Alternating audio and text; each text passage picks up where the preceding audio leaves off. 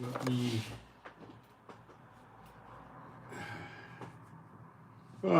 get started here. So we're on the 13th of January. I think 7 days till Trump gets inaugurated. 9:50 in the morning. And it's very fascinating weather today. It's 60 degrees already. I'm not putting the heater on for first time in a long time. And it's going to hit 70 degrees today. That's like late spring, early summer or something. But the house will be cold because it's all concrete and tile. But anyway. So let me go into the live stream, make sure we got a live stream, put a few quick posts up, and then we'll get started. Let me go into the live stream.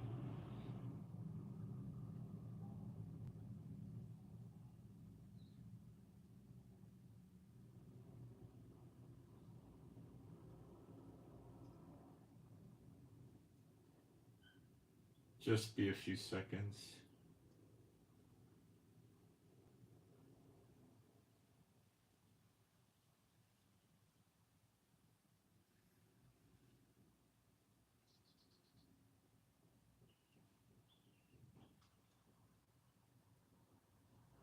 And I want to put my email address up.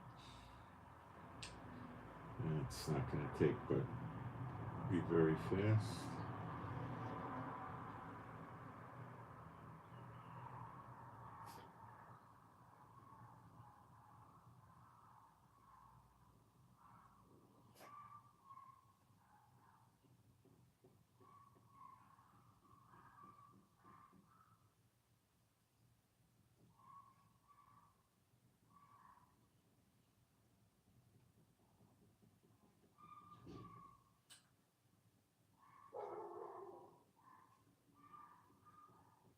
Okay, got that done. A few people coming in already. Let's do some praise. There is no God like Jehovah. There is no God like Jehovah. There is no God like Jehovah. There is no God like Jehovah. There is no God like Jehovah. There is no God like Jehovah. There is no God like Jehovah. There is no Messiah like Yeshua. There is no Messiah like Yeshua. There is no Messiah like Yeshua. There is no Messiah like Yeshua. There is no Messiah like Yeshua. There is no Messiah like Yeshua. There is no Messiah like Yeshua. Okay, so I guess we'll start with the LA wildfires.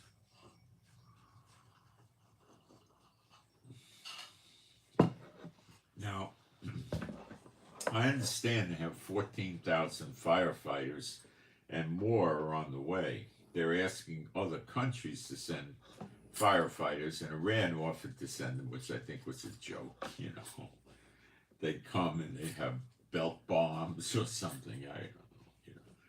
Nobody's going to let them come. All right, so let me go through with you. Some of the fires are actually 100% contained now, which is encouraging for the people in California.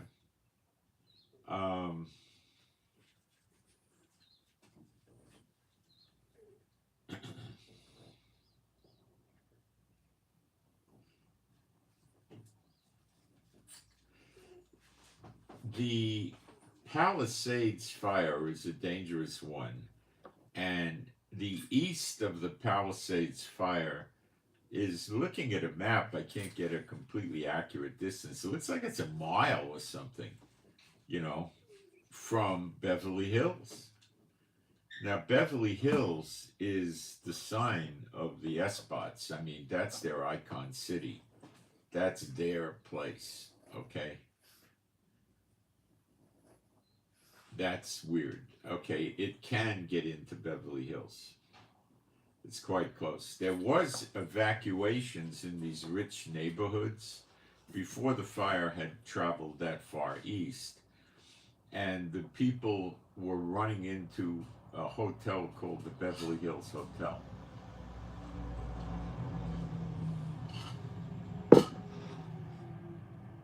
That's a very old hotel in Beverly Hills. In the 1920s, I think the movie stars were staying there. Um, there have been people that were wealthy, like movie stars and other people that have moved in there and lived there. I mean, it's really expensive place. I mean, extremely expensive place. Okay, and people have lived there. Um, they've got these, oh, they're like pool houses, you might say. And people rent those, and they got gardens and privacy and security and a fantastic kitchen. So that's, I'm trying to read this for a second.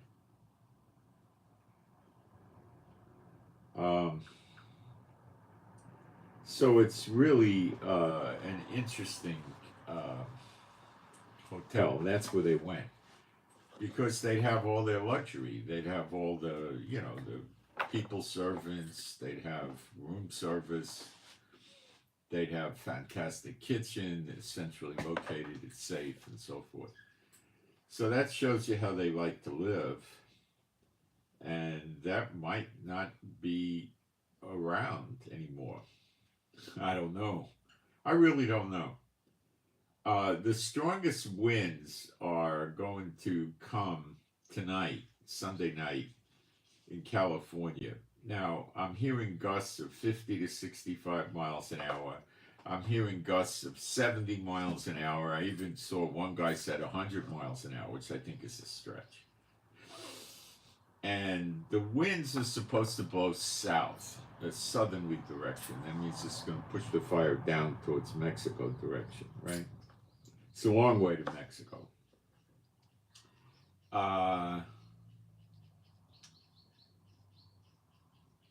The strongest winds are supposed to arrive before dawn on Tuesday, but that might have changed. And they're supposed to peak through Wednesday. So you're going to have Sunday night, Monday, Tuesday, and Wednesday. Over 3 days of high winds. You also need to know that the humidity now in the fire area, not due to the fire, just the natural conditions, you might say, is 10 to 20%. That is so dry. It's like a desert, really, literally like a desert. So I'm not leaning towards arson at this at all. I'm pretty sure it's Jehovah. 40% humidity is rather low. 10, 20% is crazy low for that place.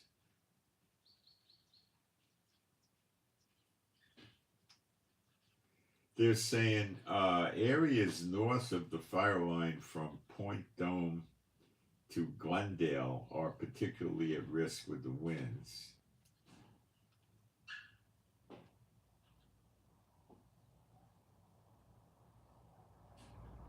It's actually going to go southwest.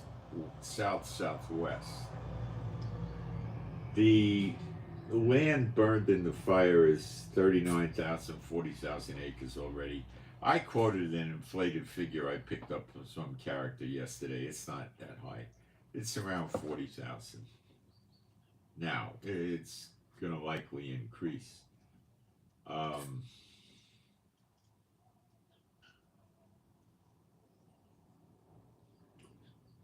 The firefighters, I'm still trying to find my list of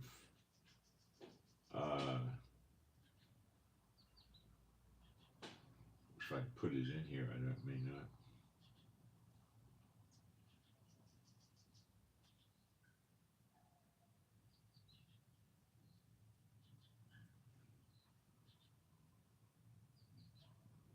The Palisades fire is a particularly dangerous one, and it's, I think, 11% contained. So it's not doing well.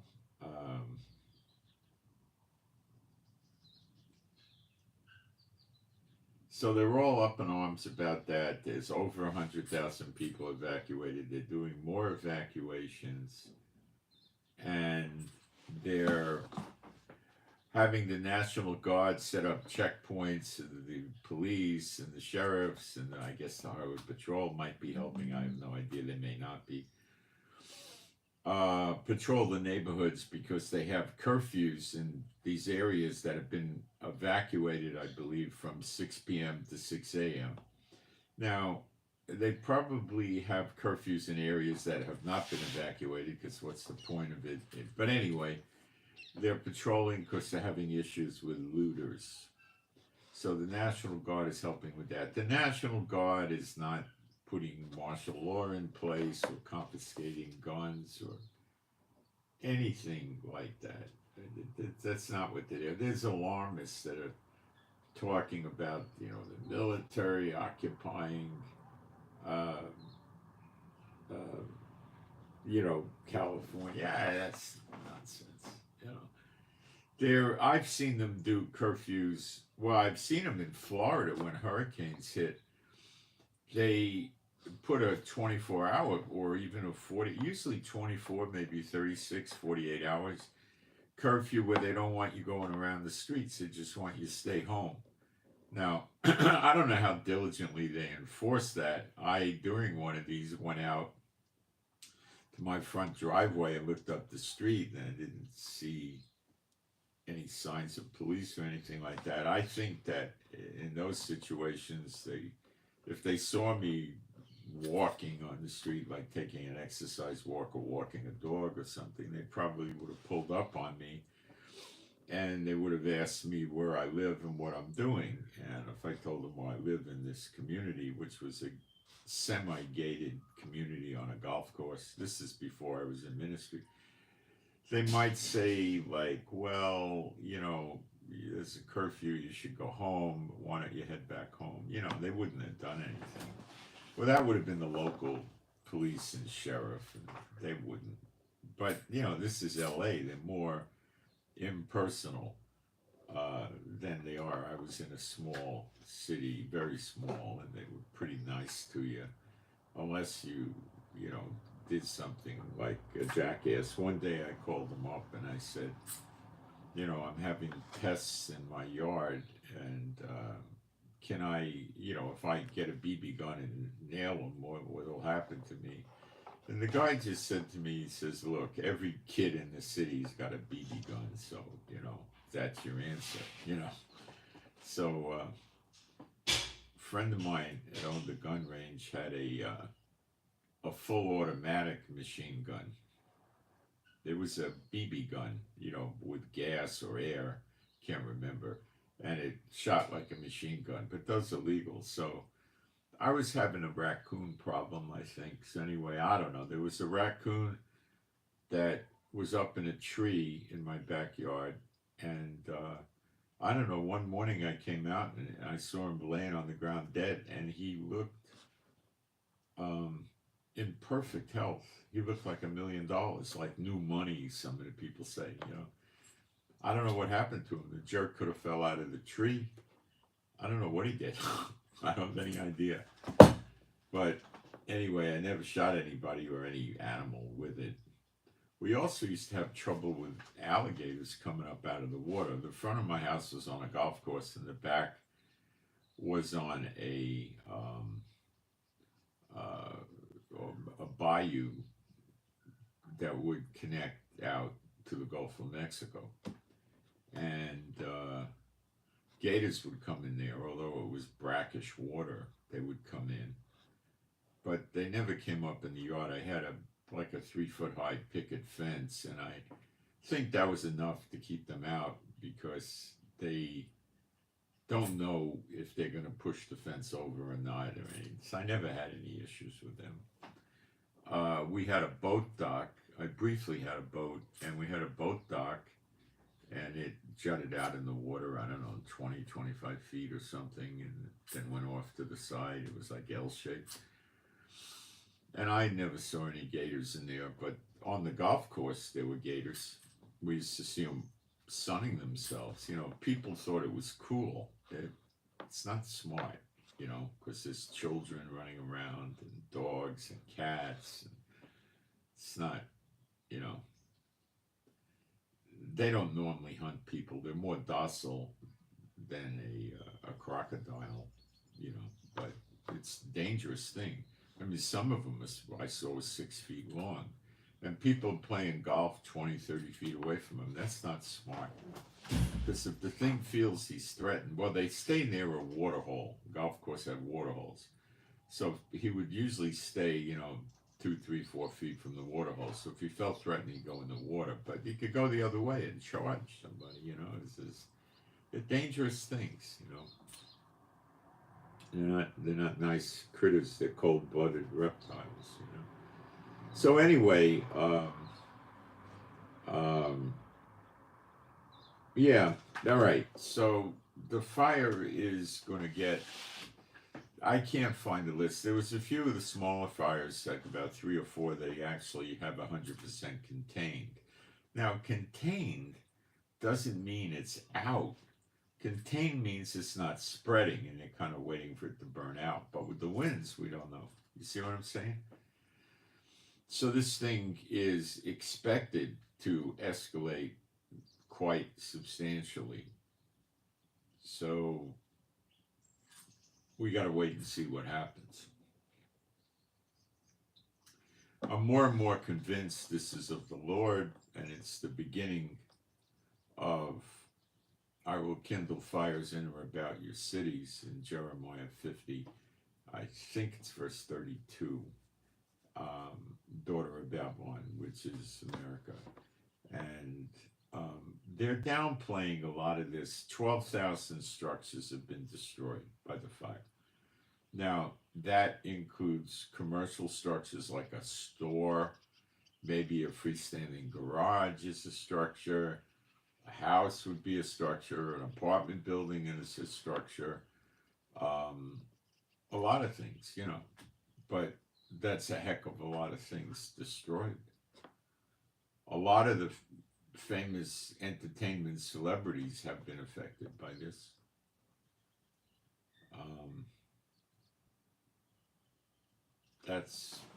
Some of them are going out there making statements and stuff like that. These people got, 25, 50, 200, $300 million, and most of them own other houses. So they just relocate or they just go buy a house. I understand that there's bidding wars, you might say, or let's just say a lot of competition to buy houses in the area near the fire because people that are wealthy have been burned out and they're just running around looking to grab another house real quick. So they have a house, but now you got a lot of people trying to grab these houses, and the sellers are probably getting full asking or maybe more. I don't have specifics, but I understand there's competition to get these houses.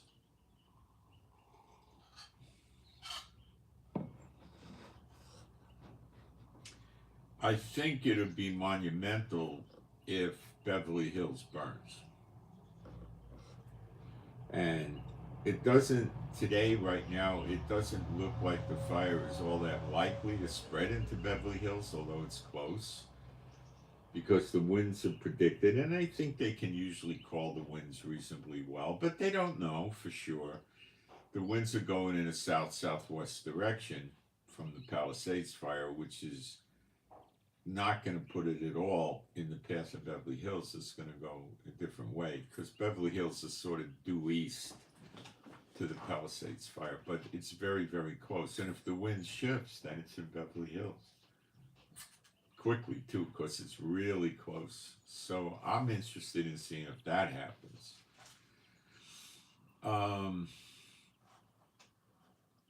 Now, these people got a lot of political influence and sway at a federal level, a state level, a city level, a county level, So they might be having the fire people do something to stop it spreading into Beverly Hills. In other words, unfair representation of Beverly Hills with the fire department. I don't know. But I expect some of that's probably going on. But that's a big icon. That rates right up there with Disney. Now, Disney in the Southern California area. I forgot the name of the city, but it's about a 45-minute drive out of Beverly Hills or LA or something. It's not very close. It's pretty far away. So I don't see Disney being threatened. And it could be, but I've been in the Southern California Disney a couple of times, not their newly added amusement parks. I was there many years ago. I was there around 1980, and then I was there again around the late 80s. I think that's the only time I ever went there. And it's got a lot of concrete, and the buildings, I'm sure, are relatively fireproof. They look like they're concrete. So there's not, concrete doesn't burn, So if you have a house made all out of concrete block and concrete floors and tile and concrete and tile on the roof like in Israel, the houses don't burn very easily. The stuff inside the house can. In Israel, people don't have very much wood carpets. Some people use carpets. They don't do wall to wall normally. But in America, the carpets are common, wall to wall. But those things are relatively fire resilient. So I don't know what is going to happen yet. But before we start saying, oh, we got to look for other fires, which we do, we also need to understand that this fire is far from over. Okay? And I'm noticing, as of today, a downplay on the fires in the news. The amount of social media talking about the fires is probably down by 2/3. Seriously down. Now, I don't know why, other than they just don't want more panic and things like that. The air quality has to be putrid over there, and they're not talking much about that at all. But the air quality has to be simply awful after days and days and days of this fire, I understand the air quality is bad hundreds of miles away. So breathing is a problem, and that could cause a lot of respiratory distress. It affects small children heavily because their lungs are small. It affects really anybody with asthma, anybody with respiratory problems, maybe people that have what they call long COVID with respiratory issues would be heavily affected. I don't know. I'm no doctor, but it is a concern, and it's a health risk.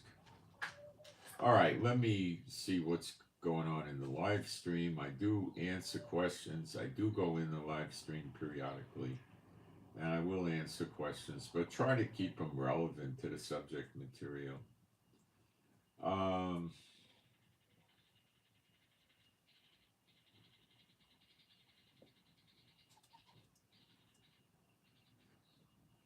Well, what Yeshua said is, if you love me, obey my commandments, which in Hebrew the word is mitzvot, which is the law. That's what Yeshua said. And part of what Yeshua said is to help your neighbors and so forth. Okay. How do we end Islamophobia? Well, I think Islam has to end that. As long as they keep threatening America, and Israel and other countries, how's it going to end? It won't. The underground missile cities that Iran is revealing, we see pictures there of Israeli flags and American flags on the floor so they could walk on them. You see, this doesn't help Islamophobia. It elevates it. So who's doing it? Okay.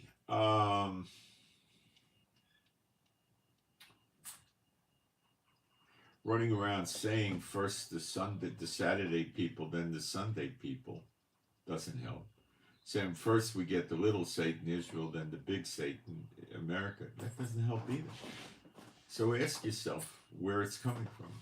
Okay. Um, Now we need to talk about what's going on in Lebanon. The ceasefire is supposed to be over on the 26th of January, so that means Trump would be president almost a week.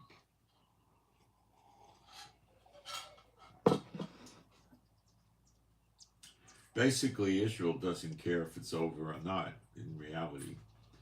The president was elected in Lebanon. They had no real government. Now they got a president, which the Hezbollah guys in the parliament voted for, by the way. And Trump and Biden both endorsed this guy. So I'm really wondering, I'm getting mixed signals about this guy.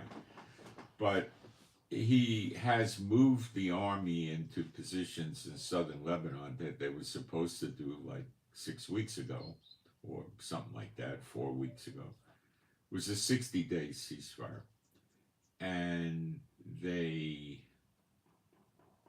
failed to stop Hezbollah moving weapons and readying weapons to launch at Israel. And we've been having to do continual airstrikes to stop these threats to Israel. They even tried, I think yesterday or the day before, 3 infiltrators were trying to come in. So the Lebanese army is not doing its job, which I predicted and talked about many times. I think they're a pathetic army. I think they're scared. I think they just get a paycheck. I don't necessarily think they support Hezbollah wholeheartedly. I think they're afraid of Hezbollah, and they also don't like Israel, and they're not on track at all. So Israel is not going to just turn it over to them, and they're failing even before the ceasefire is over. So the ceasefire isn't going to go anywhere. It's really not now, because Israel keeps striking Lebanon, and the Houthis do their base, not the Houthis, the Hezbollah are basically 99.9% deactivated, where they're not doing anything. So they talk and they might extend the ceasefire for 30 days. I don't know. I think what will happen is Israel will pay attention to the ceasefire till Trump gets into office, and then Netanyahu will ask Trump, what do I do? What do you want me to do? How do you want to play it? And Trump will, I would say, 90% chance come up with, if the Lebanese army refuses to do its job, then you do it. That's what I believe Trump will say. Now, so that situation is peaceful for Israel because we're not taking any real threats. The people that have evacuated from the north have not yet returned. It's not safe. Now let's switch to Gaza. Biden and other people are saying, oh, we're so close to a peace treaty. Malarkey. It's propaganda. They're not close. I'll give you a couple of differences, okay? So far, the Hamas, everybody starts with an H here. I don't know why, HTS in Syria, the Houthis, the Hamas, the Hezbollah, There's also ISIS and Al Qaeda. They don't start with an H, neither does Taliban. But anyway,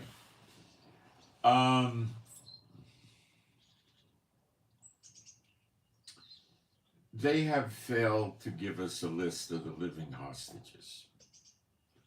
And this is a joke, and I'll tell you why it's a joke. Number one, there might be 4 or 5 or 1 or none or no living hostages. Okay? We don't know. You don't know, I don't know. I don't think the Israeli government has much of an idea. They interrogate prisoners that surrender or are captured, and they don't force interrogate. They don't waterboard them or anything. They sit them down in a room. Would you like some coffee? Would you like some tea? Would you like water or soda? Do you want something to eat? Do you want a sandwich, cookies, right? And then they start talking about how well they're going to be treated if they cooperate. They cooperate. I mean, you think they're going to waterboard all these guys? First of all, if you use aggressive, harsh interrogation, you're going to get bad answers because they're going to lose their wits and they're just going to start saying anything to stop the torture, even though it might resume a day or two or three later when they realize you lied to them. They're just, it's not that productive. You catch more flies with honey. So they just, start treating them nice. You need cigarettes, you need, they're not going to give them a steak, but, they'll get them a sandwich, I suppose, or some simplex thing, maybe a falafel or something, right? Water, and then they'll tell them how well they'll be treated if they cooperate, and they'll just get them that way. Now, they're going to also combine the intelligence from all the ones that, submit to them. Not all of them are, but a good percentage will. There's nothing left. They're hanging on by their fingernails. Why are they going to not give in? It's silly, So that's how they say it. They give in. That's, they're not hanging them upside down over hot coals. And, it's ridiculous. Why? You're not going to get good intel. Could they give them drugs and drug intel? Well, some countries do that, but what they're really looking for is good intel, not crap intel, okay? Not intel drawn out by, extreme interrogation. They're looking for where the weapons factories are, if there are any. Where are their tunnels we don't know about? Where do they have weapons stored? Where is the food stored that they've been hoarding from the humanitarian aid? That's very important. Because when Trump's repeatedly talking about cutting the humanitarian aid. Now, you cut the humanitarian aid, which Hamas steals a good percentage of it every shipment. So they have a large amount of this stored, okay? Now, in the winter, which it is in Gaza, it's not that critical to store it away from the heat and the sun because it's not that hot over there at all.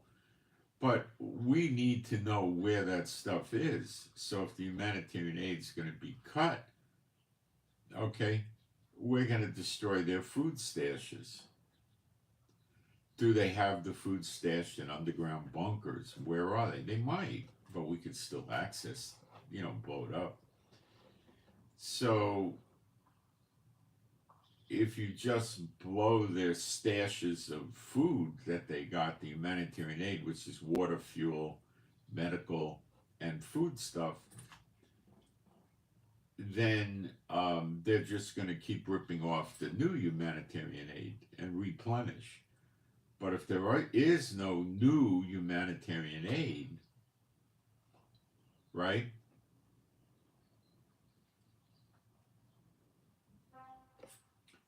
then they're going to run out of food and water, and then you're going to get a surrender. Now, what do you do with the people? Well, you've got to move the people away from where Hamas is. And I suppose if we're dealing with civilians, there'll be humanitarian aid for them where the military of Hamas is not located, and they can't get to it. We just put a line in Gaza with tanks and Humvees with machine guns and stuff and, block them off from accessing where the civilians are. And when we bring the civilians in, we make sure they're not wearing uniforms and they're not carrying weapons, and that's it. And then you just starve them out. And in addition, you cut the cell phones and you cut the internet. So they got no communication.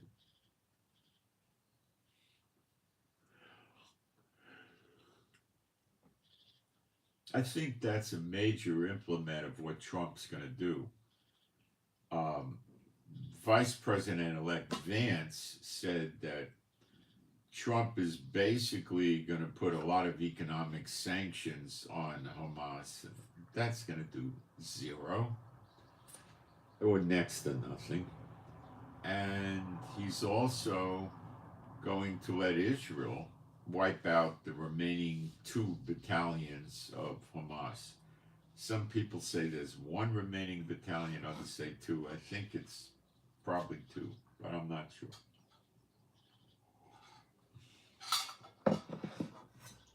How do we wipe them out? Well, we're not going to go door to door and have shootouts with them. We evacuate the civilians, and along come the jets with the bombs and the rockets. See if they come out and surrender. They don't. A few hours later, the next day, more bombs and rockets. See if they surrender, then more. Any underground bunkers or tunnels we could find, we destroy, and that's basically the end of that. So we're not dumb. We're not going to go into, well, we'll do a hostage exchange, but they won't tell us how many are living. And then when the time comes, they're going to cough up 34 dead bodies and say, here's your hostages. Now, if they reveal that they got some ridiculously low number of hostages, like 5 or 10 or 15 even, or 20 even, the people in Israel are going to go nuts. And Trump's going to let them get their pound of flesh. That's what's going to happen. Now, Israel also is insisting on a buffer zone. And it's not a big buffer zone, like 25 miles, because then you'd push them into the Mediterranean. It's going to be, I would say, at a half a mile, maybe a mile, something like between a half a mile and a mile. So that means there's a no man's land, basically, that we have soldiers in.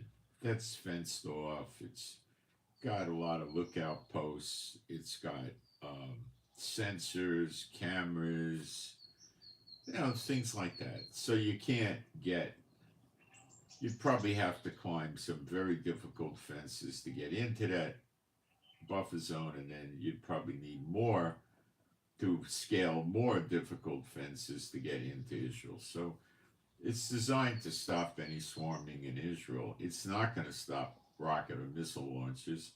It's nowhere near that large. You'd have to get into at least 17, 18 miles, and that's going to be right up just about to the sea, so we can't do that. We're also going to maintain troops down by the Rafah crossing to make sure there's no smuggling from Egypt of weapons. Now, they have no airports there. We're not that stupid. And they have they have piers, but they're just for fishing boats, and we watch that carefully. So there's no way to get weapons in. They brought them in by ground from Syria. Weapons would go from Iran to Iraq to Syria and then cross into Lebanon, but we've really cut that off. Now, the Lebanese army, for some reason, paved the road that we destroyed or obstructed that goes down near 3 communities in Israel. It goes very close to the border, extremely close. I don't know why they did that. So the Lebanese army is failing, okay? And Israel doesn't care because the Lebanese army are a bunch of jerks. They're the most inept you could imagine. And the UNFIL troops there are a bigger joke. They're just there punching paychecks. They have no intention of fighting anybody. They're not going to fight Israel. They're not going to fight Lebanon. And they're not going to fight Hezbollah. They're going to sit there and wear uniforms and walk around with their guns and their blue berets for the UN and, get their paycheck. That's it. That's all they're going to do. They're worthless. Completely worthless. So this thing is, when Trump's in office, is Netanyahu and Trump are going to talk, if they haven't already done so. And Trump will give Netanyahu, I think, a very long, broad leash as to what he can do up in Lebanon. And it probably would evolve into reoccupying the area south of the Litani River and more airstrikes on any Hezbollah weapons found. They don't care about Hezbollah ground soldiers with rifles. What are they going to do? Charge a tank or an armored personnel carrier or a mobile artillery unit? What are they going to do? So we're not that worried about them running around with rifles, but we have to shut down any threat to Israel. Speaking of threats to Israel, the insane Houthis, after they got hit again in the same day in rapid succession by the UK and America, and then very shortly after followed up by Israel, actually launched a drone at Israel yesterday in the evening, I believe, or at night. Now, they don't have the missile capability anymore because I believe America and the UK and Israel combined blew up their bunkers where they were getting the missiles. So they, like I told you, when that happened, as drones is another story. They're easy to hide all over the place. So they launched another drone at Israel, and what happened? It reached Israel airspace, and a helicopter of Israel military shot it down. We didn't even sound the red alerts. It wasn't even enough to issue a red alert. It was an immature threat. It wasn't much of a threat. So, but it shows that the Houthis have not learned their lesson. Now, I told you a few weeks ago the idea was going to be, with Biden anyway, that the Yemen regular army would become super frustrated with the Houthis because these attacks are hurting the country of Lebanon. However, with Biden in the White House, they're restricted to areas in Yemen that are controlled and used heavily by the Houthis. So we're not going around randomly hitting Lebanon, but it's destroying big pieces of Lebanon. There's a lot of ships the port we hit the other day, Israel, I think hit 2 ports. Over the juice of the raw wine. You think that's going to work? That was my live stream turning on. I guess I pressed it mistakenly.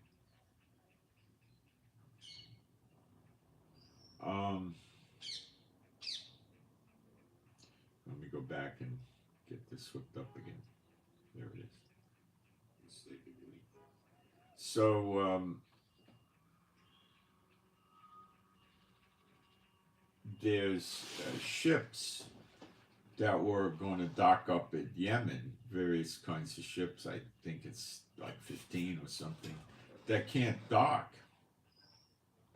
There's no place to dock up anymore. The port's gone. So tugboats are taking them back out to sea, and they got to leave.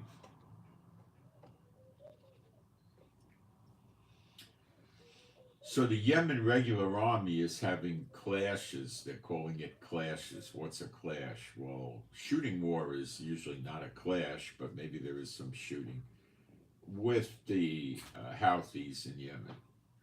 The Yemen government is starting to get the writing on the wall that the country is going to be a devastation like Gaza unless they wake up and shut down the Houthis. And they're annoyed with the Houthis and they're not getting along, but I don't think we have anything resembling a shooting war between the Yemen government military and the Houthis. The Houthis are not the real government, just like Hezbollah is not the real government. Now, bear in mind that in Gaza, that Hamas is the real government. They are the government and they are the terrorists, where it's not the case in Lebanon and Yemen. Now, let me take a quick look in the chat here.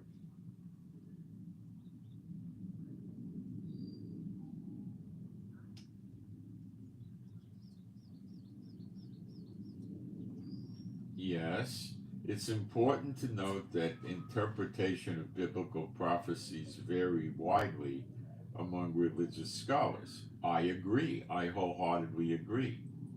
They all teach crap.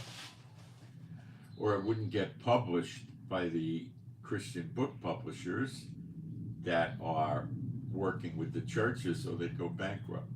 But what I do is I reveal the prophecies in the scripture that they never talk about. Forget misinterpretation, they never talk about it.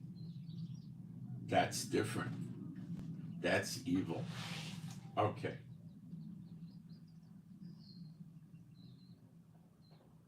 So, the Houthis are going to have to get hit again. Now, Netanyahu may be thinking, Trump's here in another week. They launched a vain drone at us. It didn't do anything. I don't want to start getting up and doing another strike on them. And, it's nothing.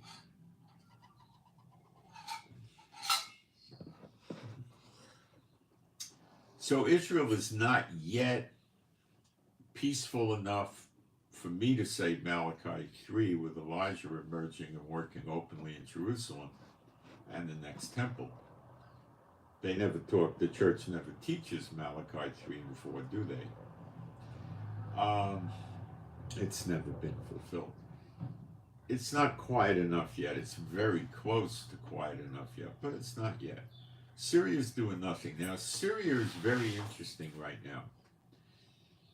Russia sent some ships to their port on the Mediterranean in Latakia or Latakia, however you want to pronounce it, Syria, to remove the weapons they have on. What these weapons are, I don't know, but they have about 3 or 4 ships to take the weapons away. And the HTS, those are the people that took over Syria, are not letting the Russians get the weapons. Some of the Russian soldiers that are there with the weapons have been destroying them, but that's not a lot of it, and the reports of that are kind of hazy at best, so we don't know how much weapons have been destroyed, and some of them I believe have by the Russians. So there's Russian soldiers that are basically isolated in Syria up by Latakia, but I don't think they're that isolated. Let me explain. I think if Russia said, we want to bring a plane or a boat in and take our soldiers out, and we're not taking the weapons or the equipment, the HTS would say, yeah, fine, notify us when you want to come in and we'll set it up, and you could do that. That's, I would say, 99% chance that's what the HTS would say. They have no intentions that I could detect of, making prisoners out of the Russian soldiers. Russia was an ally of their enemy, Bashar Assad, and they don't like them, and they don't want to give the weapons back. So they did let them take all their warships out, and I think Russia moved all their aircraft out as well. So they got to watch themselves with Russia, because if Russia gets ticked off, Russia could easily, child's play level, launch some of their long-range bombers, which could fly out of Russia, reach Syria, bomb strategic targets that HTS is interested in preserving, and keep doing that until HTS changes their mind and gives Russia what they want.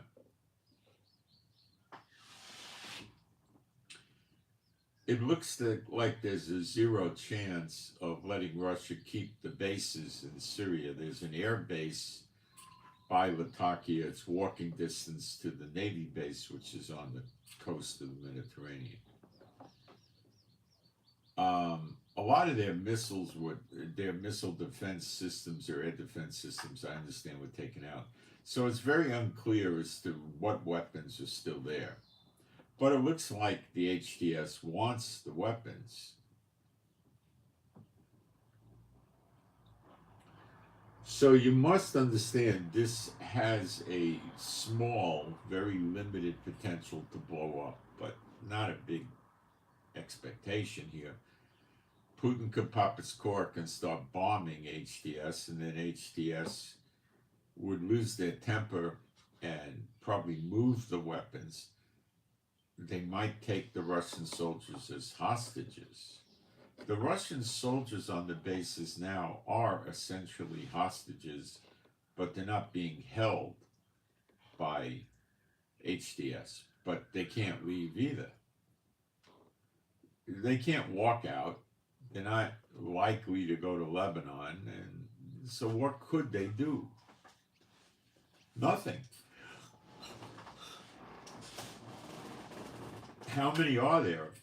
I don't know. If I was going to guess, it'd probably be between 50 and 200 or 300, something like that. Not a lot, but enough for hostages. So if Russia starts bombing them, they'll just grab the soldiers and put them in some location, multiple locations that would be hard for Putin to find. And then Putin has to face, idiot behavior to get him back, like sending a few hundred paratroopers to airdrop into Syria at night, hopefully undetected, which could happen because there's not a lot of radar left in Syria, and then do a raid on these people, but I doubt it.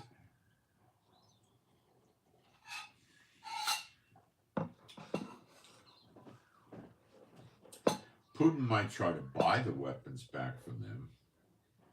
I don't know what Putin's plan is. Putin might have told them, you could have the weapons if I get my ships and planes out of there.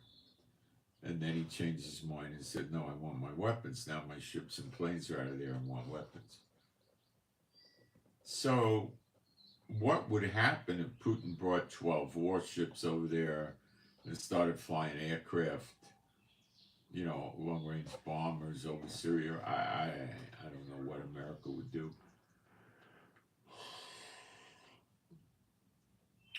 Trump would likely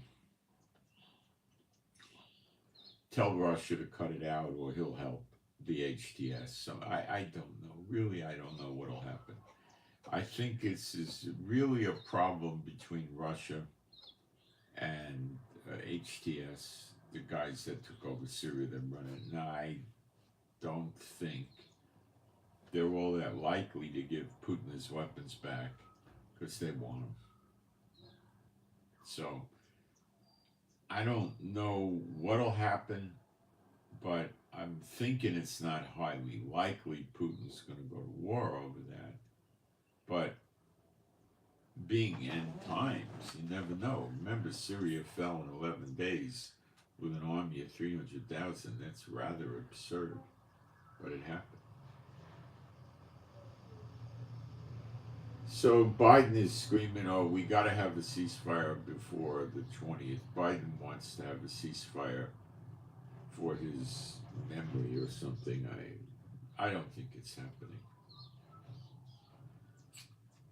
Now, I have to tell you that Hamas are, obnoxious people, and they might, besides from being criminally insane psychopaths, they might wait till the 18th or the 19th, today's the 13th, and then sign a ceasefire with Israel so they don't fall under Trump's threat of all hell will break loose if you don't do it. You don't give the hostages back. So, if they don't want a ceasefire and they just put the hostages on buses and send them to the border of Israel and say, they're sitting there waiting for you, just take them back. We're not going to do anything. They're your hostages here. And no ceasefire. They would meet Trump's conditions, but Trump would probably say, crush them. See, when they give these hostages up, they don't have any deterrent. Now the deterrent is, if you bomb us, we've got the hostages sprinkled all around us in our tunnels, our buildings, or whatever. You're going to kill your own people.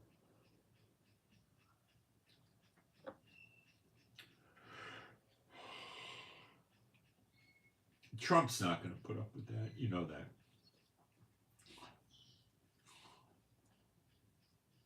if the Israeli public finds out that almost all the hostages are dead, or all of them are dead, which is I'm highly suspicious of, then it's going to be a real wipeout in Gaza.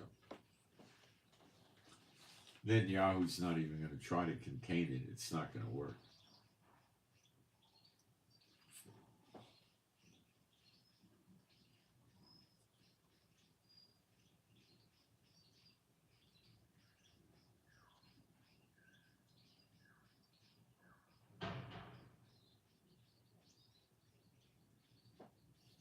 I think Trump is going to give the Yemen army a deadline to stop all the attacks from the Houthis, which is probably going to be a week or two.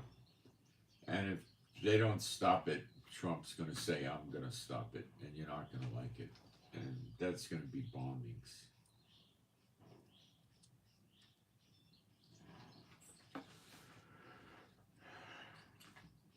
Another amazing Trump development. Trump warned China to get out of Panama. I think you could take it to the bank that China's not going to go.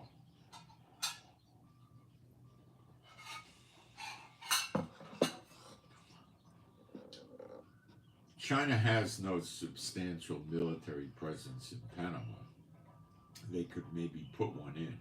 So in other words, Trump's telling Panama, we're taking the canal back, and Panama's telling Trump to go fly a kite. So they might and likely will turn around and go to Russia and or China and say, help us. China would be the likely candidate, because if Trump takes over, he's going to throw you out. And China will sit there and, do we want to go to World War III over the Panama Canal? And he's probably going to come up with a no.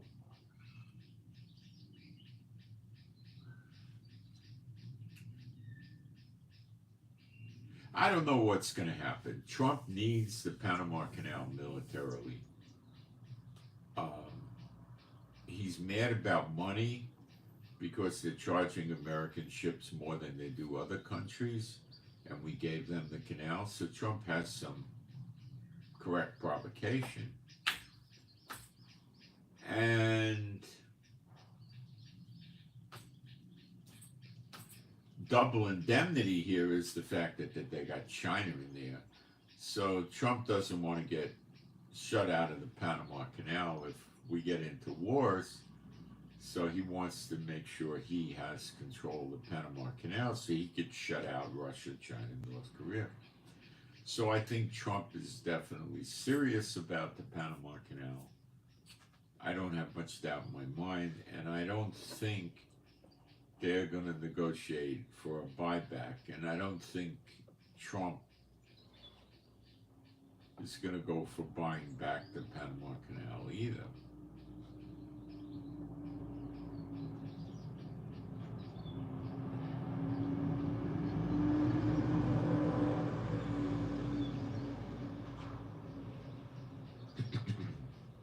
Another hot spot. China is not going to leave the Panama Canal. What will China do if Trump moves some Marines and warships down there and says, flies the American flag over the Panama Canal and says this part of Panama is no more Panama? He's not going to take over Panama. What does he need Panama for? He just wants the canal area, which is not that big. Several hundred acres probably, or something. Well, no, it's pretty long. It's not inhabited, you know. He's just going to take it over.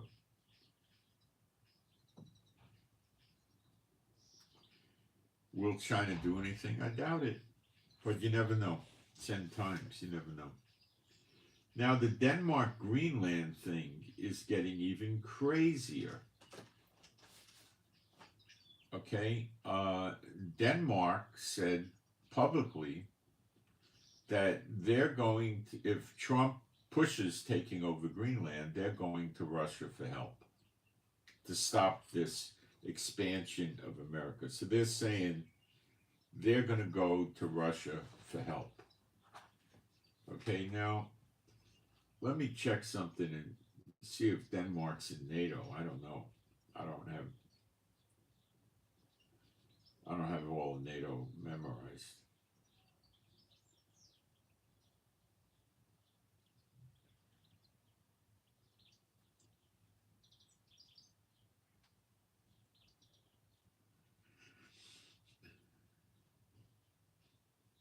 Well, Denmark was a founding member of NATO since 1949. So now we have a NATO country saying they're going to run to Russia for help if Trump tries to grab Greenland. You can't have a NATO country going to Russia for help. This is worse than Turkey. So Trump has a perplexing problem developing here, but it's more complicated. Greenland, the people that live in Greenland, I don't know, 50, 60,000 people or something like that, are saying they're very interested. They're interested in talking to Trump about Greenland. So they're not running away from being incorporated into the United States, the people of Greenland. They're not running away from Trump. They have a lousy economy. It's harsh over there. Getting the natural resources out is very tough because there's like tundra, frozen earth and stuff. You know, it can be done, but it's tough. 20% of Greenland is green, 80% isn't. And yet Iceland is heavily green.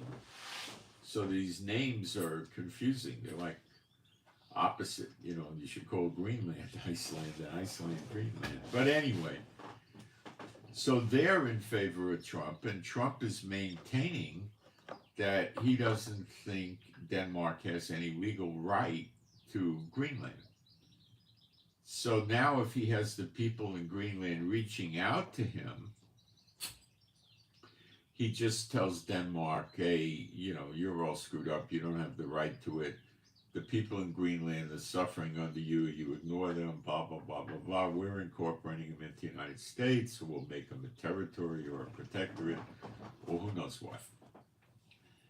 And then he gets his military bases there. He would want at least 2 air bases, probably reasonably set apart by, you know, at least 300-400 miles. So if you were going to do strikes, you couldn't do one strike against both air bases. The air bases may not be 2, they may be 4, and they may be spaced 300-400 miles apart from each other or more. And then Navy bases, he probably want at least 2 of those, or maybe 3 or 4. I don't know. So this would give him a great advantage in a fight in Europe, or a fight against Russia, and, you know, if it was taking place in Europe or whatever, because it puts him probably a good 2,000 plus miles closer to striking Russia. He's closer to Europe, so he could send support to Europe, and we could push missiles at Russia from a much shorter distance, aircraft bombers at a much shorter distance, Navy ships going to Europe or the Baltic at a much shorter distance, more early warning with radar on Greenland. But guys, the reality is getting a deal with Greenland and moving in and setting up a good military structure is a year or 2. We don't have prophetic time for that, but it's interesting the conflicts that Trump is going to get into over this. So it is taking a position that Trump's going to push on Greenland because apparently his military advisors are telling him how good it would be, and he's not very worried about Denmark. Would Denmark push themselves out of NATO by turning against America and all that? Well,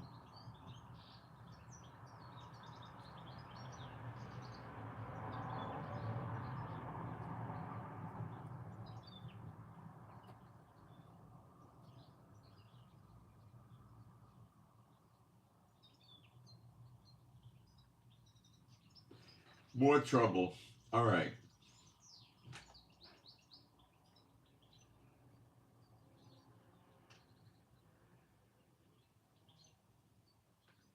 And Hamas is still insisting that they want a complete withdrawal of Israel, an end of the war, leaving them in charge, Hamas in charge, before they do the hostages. So basically, Hamas is not moving. Now, again, they may change their mind in 5 or 6 days, but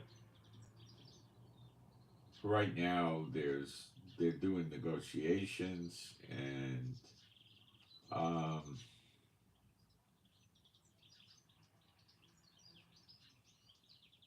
I think they're futile.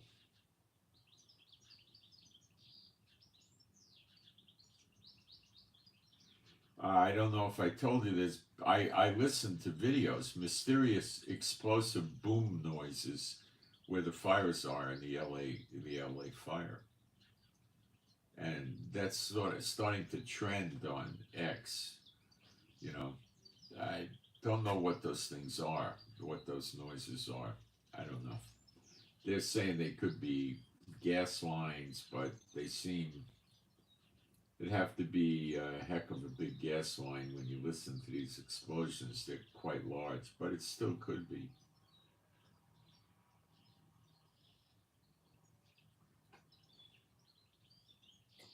They're not talking about it, and yet people have recordings of the booms right at the fire, so they seem to be real.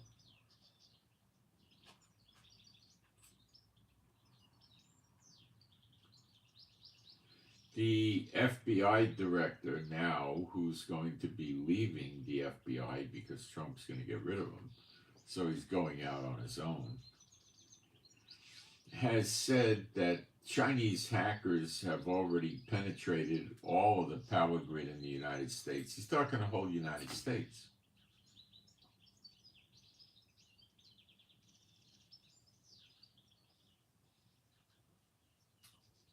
And they could push the buttons to shut all the power in the United States down. And people are, I believe they're worried about the water supply being penetrated also by Chinese hackers.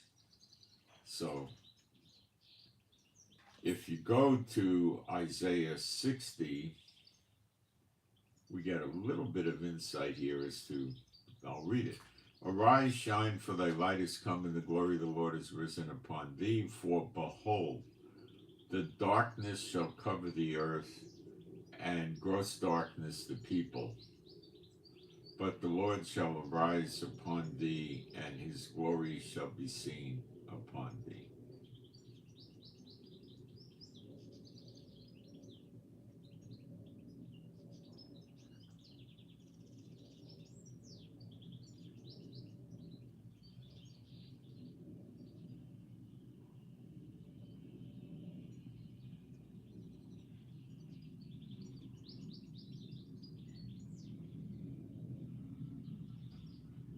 So the gross darkness, how do you have this gross darkness if the power grid is on?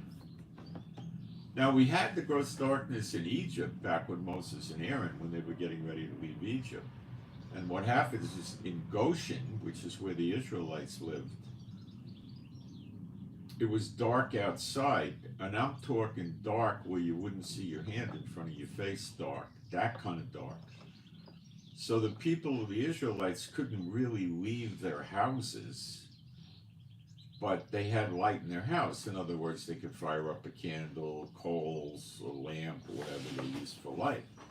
But the Egyptians could not light anything up in their house, and they couldn't go outside because of the darkness. You wouldn't see your hand in front of your face. Now, it's a similar word. It's called chosek. And it means a darkness that's really thick, like you could feel it, darkness, super duper darkness, right? Remember the fogs they had in America? They weren't that kind of darkness, but they were pretty interesting, weren't they? So you can't have this darkness if the people flip a light switch.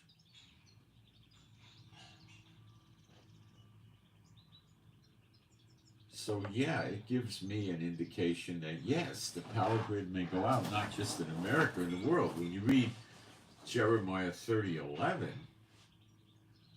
it says God will destroy all the nations he scattered the Israelites into. Now, let me help you. He scattered them into every country in Europe, a lot of the Middle East, if not all of it, not all of Africa, but parts of Africa. And as far as I know, everything in North America, Central America, South America, and the Caribbean, and parts of Asia. I would say you're probably at about 100 to 125 countries being destroyed. Now, that's in Jeremiah 30:11. Is that the only place in the Bible it appears? Heck no. Does the church teach this? Forget talking about disputes over doctrine. They don't teach this at all. Jeremiah 46, verse 28. I'll read it. Fear thou not, O Jacob. That's the 12 tribes of Israel. Jacob's sons were the ones the tribes were named after. Naphtali, Asher, Levi, and all that. Okay. Fear thou not, O Jacob, my servant, saith Jehovah, for I am with thee, for I will make a full end of all the nations whither I have driven thee, but I will not make a full end of thee, but correct thee in measure, yet I will not leave thee altogether unpunished. And we've been punished plenty.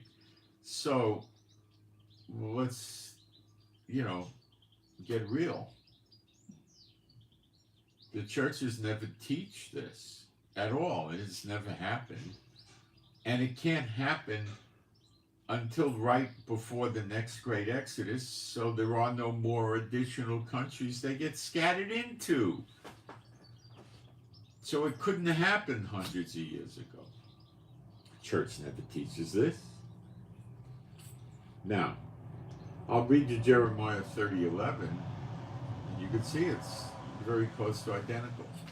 For I am with thee, saith Jehovah, to save thee, though I make a full end of all nations, heathen nations, goyim, whither I have scattered thee, yet will I not make a full end of thee, but I will correct thee in measure and will not leave thee altogether unpunished.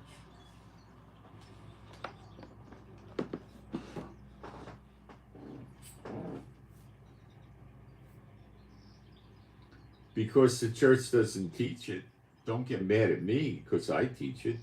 It's not been fulfilled. It can't have been fulfilled already. And they're on purpose not talking to you about this. They don't want you to know. They think if you believe it, it'll happen. If you don't believe it, it won't happen. That's their twisted doctrines about faith. They have no faith. So, basically most people put their head in the ground with this like an ostrich and ignore it.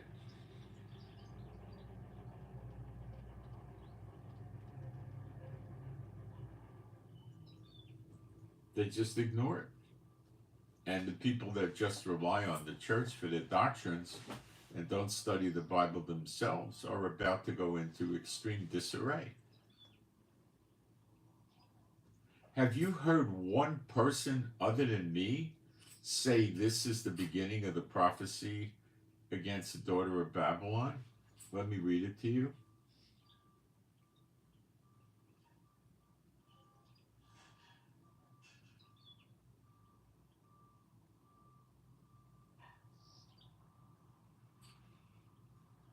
Jeremiah 50, verse 32, and the most proud shall stumble and fall.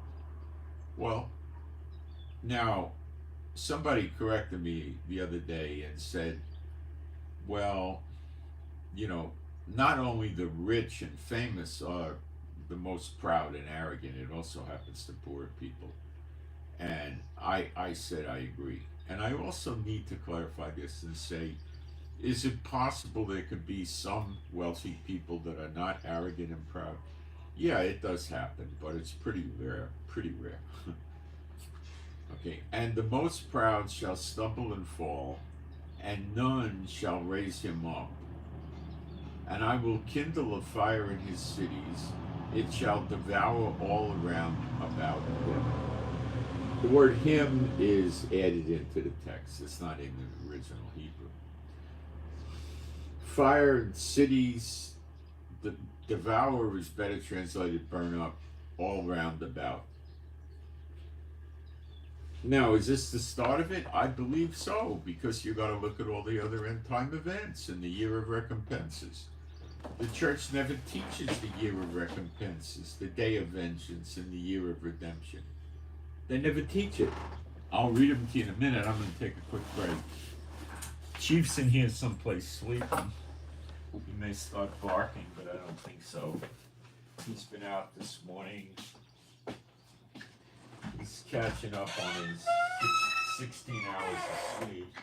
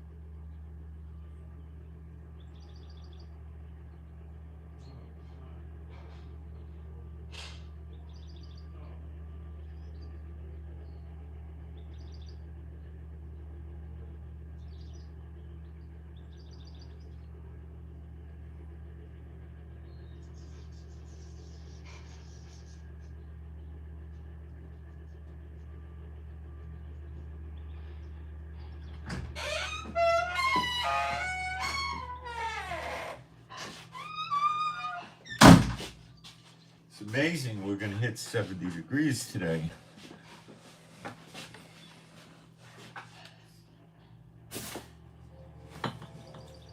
That's pretty good. I'm going to spend some time outside, warm up, because the house is nowhere near that. What we found is it takes a good 3, if not 4 days to warm up the house. Okay. So we know about the destruction of all the nations. Now let's go back into Jeremiah and look at the timing for this.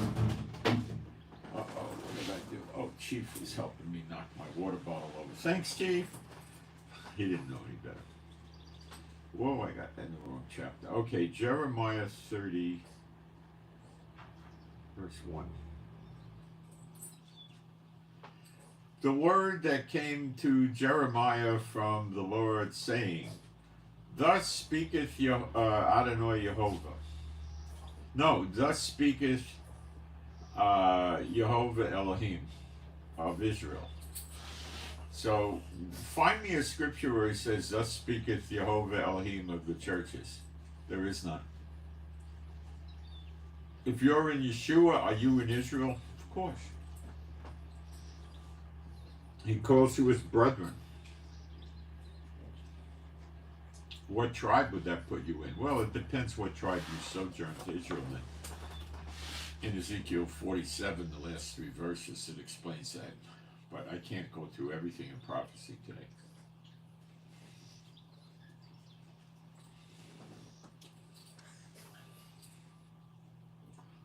saying, write thee all the words that I have spoken unto thee in a book. The word is I believe safer. Yeah, it is. It's like a scroll. There was no Guggenheim Press, and it's more of a scroll. It could be a book, but it could be a handwritten book, but probably a scroll. For lo, the days come, saith Jehovah, that I will bring again the captivity of my people Israel and Judah, saith Jehovah. Now, Israel is the 10 tribes, and they're still what's called the lost tribes. They don't know who they are, and they're not here. What's in Israel now is predominantly Judah and Levi and a little bit of Benjamin. That's it. That's it.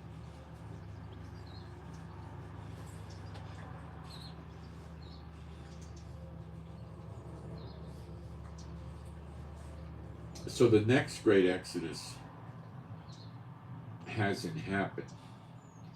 I'll bring again the captivity of my people Israel and Judah, saith the Lord, and I will cause them to return to the land that I gave to their fathers, and they shall possess it. We do not have all the land now.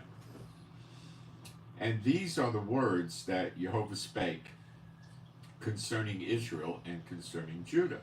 That's all the 12 tribes. Right now, you're only dealing with basically 2 tribes in Israel, which is Judah and Levi.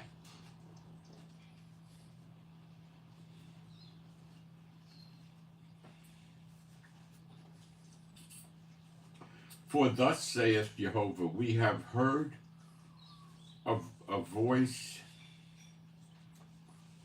of trembling, of fear, and not of peace.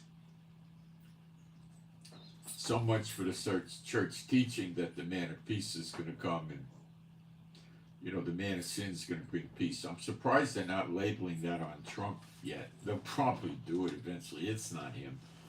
The timing is wrong. For thus saith Jehovah, we have heard a voice of trembling and of fear and not of peace. That's Zechariah 12. Ask you, and they don't teach Zechariah 12, let alone correctly. A few talk about it, but not correctly. Ask you now and see whether a man doth travail. Now, travail is the process of giving birth. What do I mean by that? The water broke, cervix is dilated, the baby's crowning. That's travail. Then the baby pops out or gets pushed out. With child. Wherefore do I see every man with his hands on his loins as a woman in travail, and all faces are turned into paleness. Well, that's the siege against Judah and Jerusalem in Zechariah 12 that they never teach about. And some mention it, but they never teach it correctly. I'll touch on that. Alas, for that day is great, so that none is like it. It is even the time of Jacob's trouble, but he shall be saved out of it. That's not Gog and Magog. A lot of them get killed in Gog and Magog. This is now. This is Zechariah 12. This is coming right up on us. It's at the doors. Okay? And but Jacob, which means the 12 tribes, well, they get saved out of it. It actually happens before the 10 tribes get here. But they get saved out of the land that they're in. For it shall come to pass that in that day, that's the Zechariah 12 day, saith Jehovah of hosts, that I will break the yoke from off thy neck, and will burst thy bonds, and strangers shall no more serve themselves of him. Strangers like who? Like Biden, like Trump, like the ICJ court, like the UN. Okay? 90-something countries in the UN want a Palestinian state. They want people worshiping another God living in the land of Israel. God must really like that, right? Doesn't like it at all. They're rebelling against God. They're enemies of God. They don't want God to have his way. That's an enemy. But they shall serve Jehovah Elohim and David their king, whom I will raise up unto them. Therefore fear thou not, O my servant Yaakov, saith Jehovah, neither be dismayed, O Israel, for lo, I will save thee from afar. That's your next great exodus. And what is the word save? The root word there is yasha. Okay, but let me check. Well, I don't want to go through checking all the Hebrew, but it'll either say Yasha or Yeshua. Yasha is the root word of Yeshua. It means salvation. Yeshua means like the giver of salvation. Makes sense, right? I will salvation thee from afar. That's in the nations we were scattered into, that he says he's going to destroy. And that's a good motive for leaving, isn't it? He's not going to kill every person. The countries are going to be destroyed because they're built up on Satan's way. Satan's false economies with worthless paper money, military, phony democracy, all this stuff. I will save thee from afar, and thy seed from the land of their captivity. Well, that's the Exodus again, the next great Exodus. And Yaakov shall return, and shall be in rest, and be quiet, and none shall make him afraid. For I am with thee, saith Jehovah, to save thee.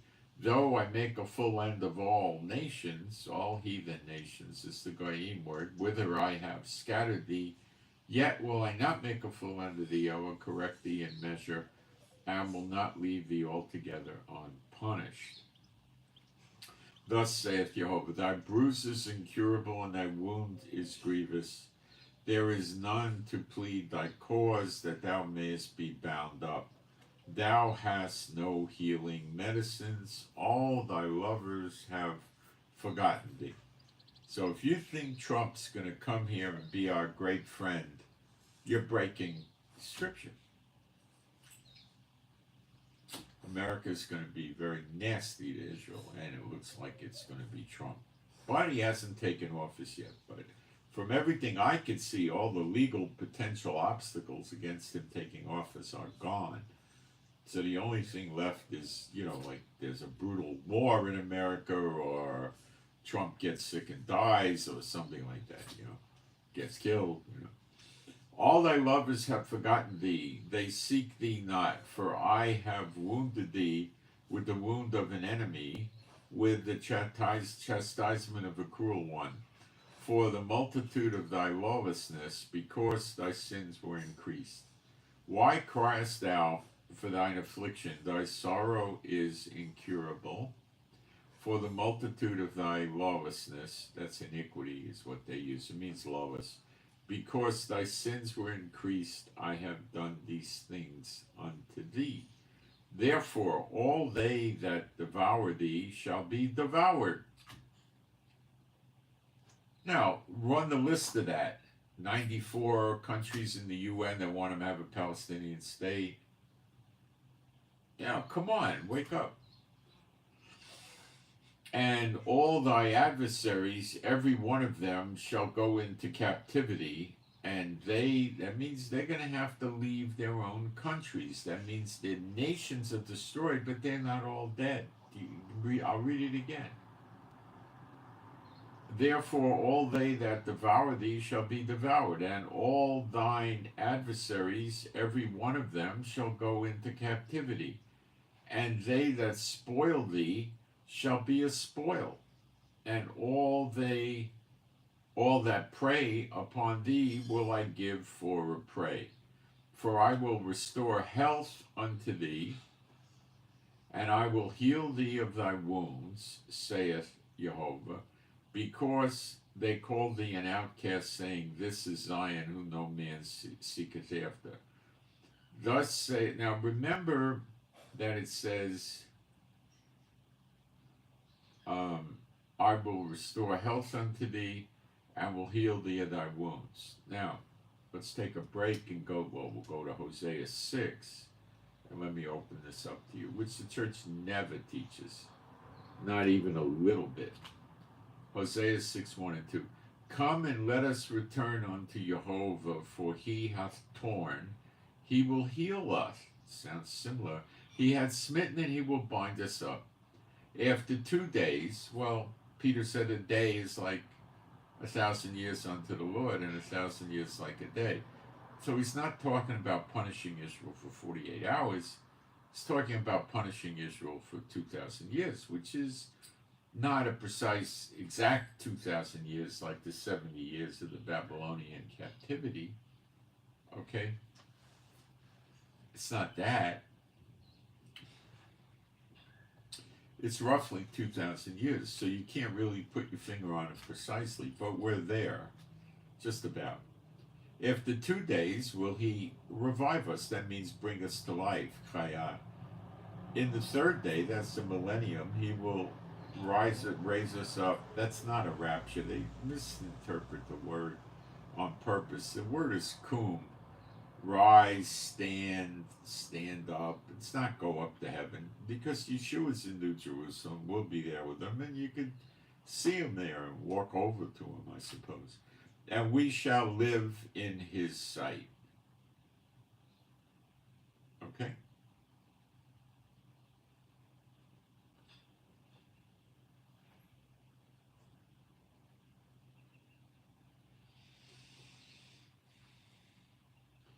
Then shall we know, if we follow on to know Jehovah, his going forth is prepared as the morning. Remember in Malachi 4, the sun, S-U-N, Shemesh in Hebrew, of righteousness, appears with healing in his extremities. That's the bright morning star, the sun.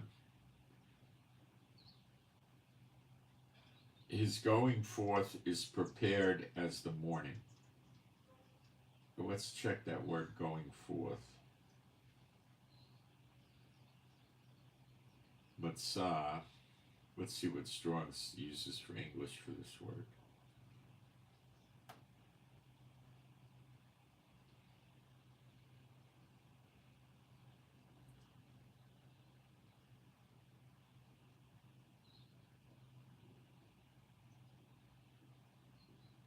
It's talking about rising of the sun is what it's really saying.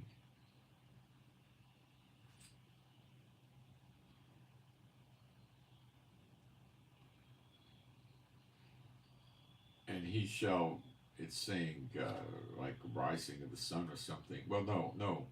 It's saying, and he shall come unto us. That word is bo, which means come. As the rain, as the latter of former rain unto the earth. So, I told you the other day, maybe yesterday, I think it was, that this is an extremely unusual winter, and it's got maybe 10% of the rain we normally get. And I asked you guys to pray about what's going on, and I believe this is the answer. When redemption comes, which will begin with the appearing of the Son and the Son of Man in the clouds, then we're going to get our rain. We're going to get our latter rain and our early rain at the same time. I believe it says that. Come unto us as the rain, as the latter and former rain unto the earth. And that's going to get our crops flourishing, because he'll fix it with everything else, the sun and all of that, And it may not rain in terribly cold, nasty weather, which I've always resented about Israel weather. If it rains at, 70, 80 degrees, heck, that's nothing. You can walk around in the rain. I've sat outside on my chair in the rain, in the warm weather, just because I enjoy it, The dogs don't mind it that much either. All right. O Ephraim, what will I do unto thee? O Judah, what will I do unto thee? Judah is Judah and Levi. The Levites are basically Judah's Levites. That's not a biblical way of doing it, because they're the Levites, but it's one way of looking at it. And Ephraim is the 10 tribes. So he's saying, O Ephraim, 10 tribes, what shall I do unto thee? O Judah, Judah and Levi, what shall I do unto thee? For your goodness is as a morning cloud, and as the early dew, it goeth away. Therefore have I hewed, Hewed them by the prophets. I have slain them by the words of my mouth, and thy judgments are as the light that goeth forth. For I desired mercy. These are the heavier or the weightier things of the Lord, and not sacrifice, and the knowledge of God more than burnt offerings. But they, like men, have transgressed the covenant. There have they dealt treacherously against me. Okay, so let's go back into Jeremiah. So now you can see how it comes together. Jeremiah 30:17 is where we left off. For I will restore health unto thee, and I will heal thee of thy wounds, saith Jehovah, because they called thee an outcast, saying, this is Zion, or Sion, correctly pronounced. It means dry, parched place. That's the state of Israel now. Has been since 48, I suppose, and before, whom no man seeketh after. Thus saith Jehovah, behold, I will bring again the captivity of Yaakov's tents, and have mercy on his dwelling places. And the city shall be builded upon her own heap, that's Jerusalem, and the palace shall remain after the manner thereof. That would be the temple. And out of them shall proceed thanksgiving and the voice of them that make merry. And I will multiply them, and they shall not be few. And I will also glorify them, and they shall not be small. Now, the not be small needs a little explanation how Hebrew works. It doesn't mean that we're going to be like Nephilim and we're going to be 9 feet tall. No. Small means insignificant. Poor, humble, insignificant. That's what it means. So that's what we're not going to be. It has nothing to do with how many feet high you are, okay? Their children also shall be, and the word, if you're worrying about the word, is sa'ar, to be of insignificant. It could also mean small, but I don't believe that's the meaning of it in this word. Their children shall also be as aforetime, and their congregation shall be established before me, and I will punish all that oppress them. So that's now Israel being the head of the nations, which Satan needs like a double hole in the head, right? And their nobles shall be of themselves, and their governor shall proceed from the midst of them, and I will cause him to draw near, and he shall approach unto me. For who is this that engaged his heart to approach unto me, saith Jehovah? And you shall be my people, and I will be your God. Behold, the whirlwind of the Lord goeth forth with fury. Now, a whirlwind could be a tempest or a wind. Now, the winds are causing a lot of problems in California, aren't they? Oh, yeah. With the fire, though. Not by themselves. So these could be hurricanes, which if they go around like this or they go around like that, or whatever. Could be storms. Goeth forth with fury, a continuing whirlwind shall fall with pain upon the head of the wicked. The fierce anger of Jehovah will not return until he have done and until he have performed the intents of his heart.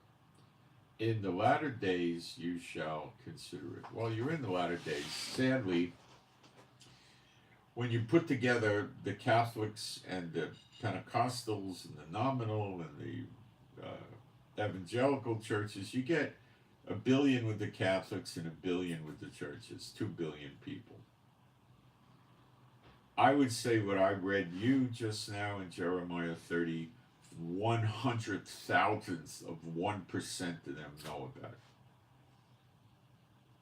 Broad and wide is the road to destruction, and many find it. Straight and narrow is the path, and few find it. People refuse to believe that. Churches won't preach that because they push themselves out into left field, left out.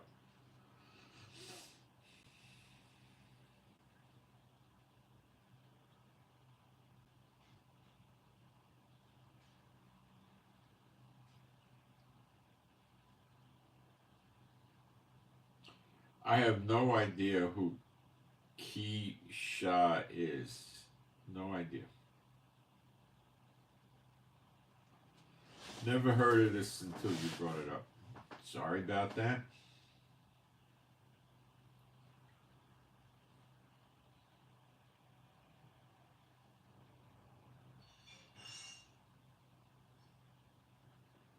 Okay, let's continue. Now I could take questions, but I'm telling you what's really going to happen. Now let me show you how dastardly the church is, okay, how evil they are for not teaching this. Isaiah 34:8. For it is the day of the Lord's vengeance. They never teach this. I don't see any of them anywhere teach this. For it's the day of the Lord's vengeance and the year of recompenses. They don't teach this. For the controversy of Zion. The dispute of Zion. They don't want Israel to have the land that God gave us by covenant in Genesis 15. They don't want that. From the Euphrates to the Nile. They don't want it. They're his enemies. They're Jehovah's enemies. Now, let's go into redemption, which is another thing they refuse to teach. In Isaiah 63, I think verse 4. For the day of vengeance is in my heart, and the year of my redeemed is come. So the day of vengeance is in the year of recompenses, and also in the year of redemption. So probably as a guess, the last day of recompenses is the first day of redemption. So there's an overlap.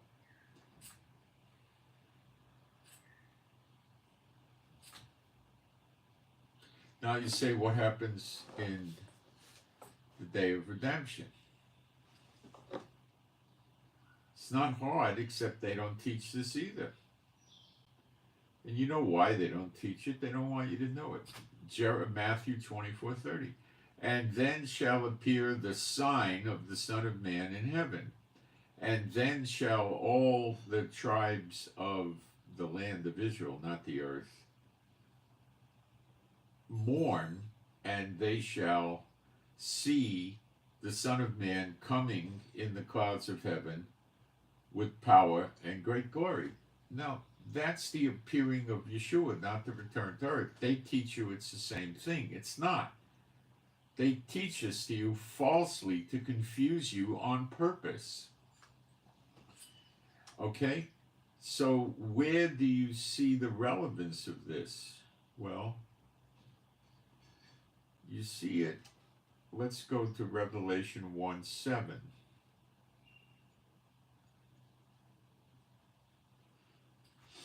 Behold, he cometh with clouds, and every eye shall see him. So everybody's going to see him. And if he was walking around on the earth, how would every eye see him? And they also which pierced him. That's right out of Zechariah 12, as I'll show you.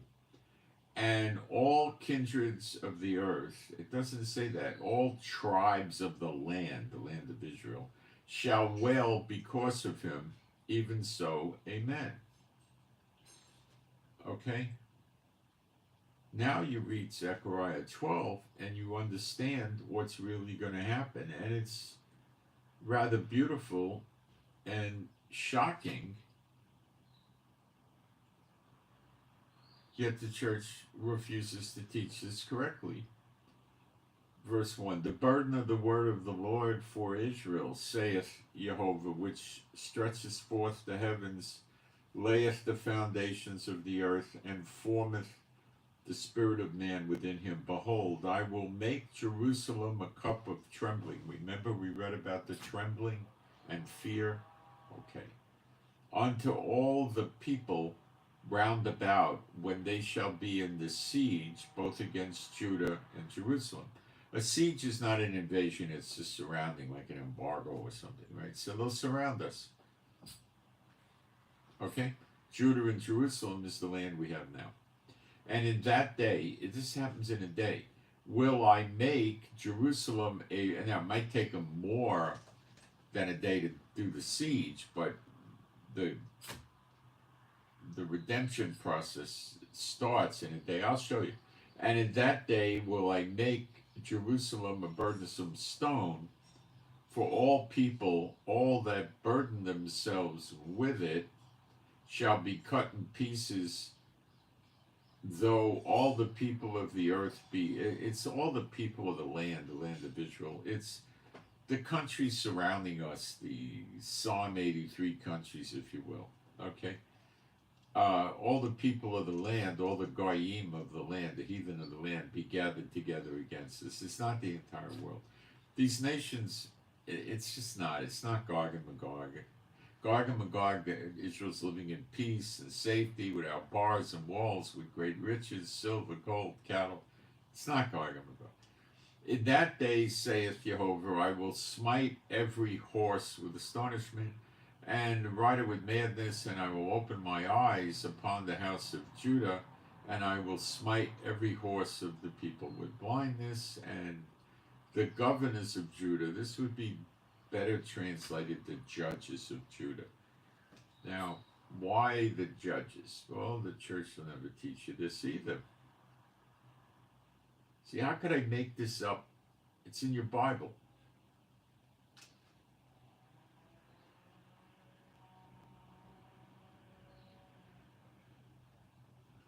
Isaiah 124. Therefore saith Adonai Jehovah of hosts, the mighty one of Israel. Didn't say mighty one of the church. I will ease me of my adversaries and avenge me of my enemies. And I will turn my hand upon thee. That's a good song, by the way. It's not smacking, you know. And purely purge away thy dross, and take away all thy tin. And I will restore thy judges as at the first. What's the first? Moses, Aaron were judges and prophets. Are the two witnesses prophets? Yes, Revelation 11 says so. Are they also going to be the judges? Sure, because you got to be a prophet to be a judge. Pretty much. I don't think there's a firm scripture to that, but that's generally how it works. And thy counselors, as at the beginning, those are the 70 that Moses and Aaron had. We'll have those again. Afterward, thou shalt be called the city of righteousness, the faithful city.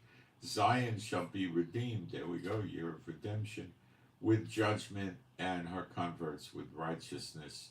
And the destruction of the transgressors and of the sinners shall be together, and they that forsake the Lord shall be consumed. That's burned up. Okay?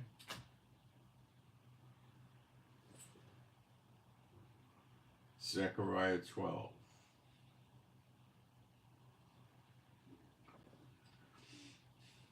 In that day, this is the day that this comes to pass. The siege could take longer, but the day.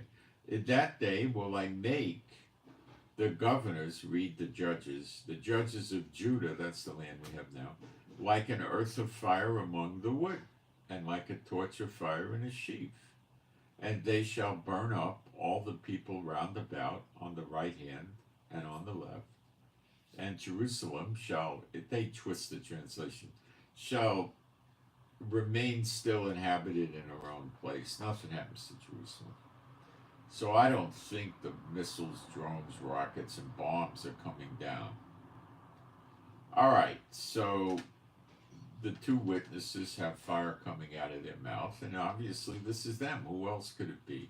In that day I'll make the judges of Judah like an earth of fire among the wood, and like a torch of fire in a sheaf. It's the two witnesses.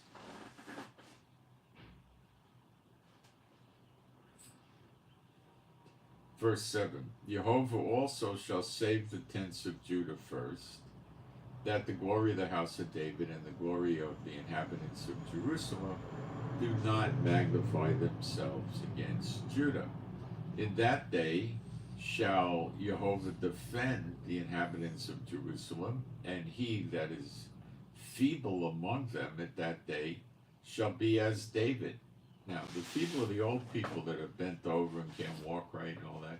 And they become as David, who killed Goliath and a lion and a bear and was a great warrior. So obviously these people have changed. And the house of David shall be as God, as the angel of the Lord before them. Well, that's the glory of God of Israel that was with Moses and Aaron, and he killed 140,000 in one day. That's for the house of David. Something's changed. And it shall come to pass in that day that I will seek to destroy all the heathen nations that come against Jerusalem. And I will pour upon the house of David and upon the inhabitants of Jerusalem the spirit of grace and of supplications. That's his Ruach HaKodesh, the Holy Spirit. So now these people, the house of David and the inhabitants of Jerusalem, are believers in Yeshua. And then what happens? And they shall look upon me, whom they have pierced. Yeshua is the word made flesh, so it's Yeshua. Look upon me, whom they have pierced, and they shall mourn for him, as one mourneth for his only son, and shall be in bitterness for him, as one that is in bitterness for his firstborn. In that day shall there be a great mourning in Jerusalem, as the mourning had Ramon in the valley of Megiddo. But listen, they didn't mourn for Yeshua when they killed him almost 2,000 years ago. This is future. They look, first the Holy Spirit's poured out on them, right? So they're believers. Then they see Yeshua in the clouds. Every eye shall see him. Now what happens when they see Yeshua? Well, I'll just read you your own Bible to you. 1 John 3:2. Beloved, how are the sons of God? We are the sons of God, and it doth not yet appear. It doesn't appear what we shall be, but we know that when he shall appear, not return to earth, appear, we shall be like him, for we shall see him as he is.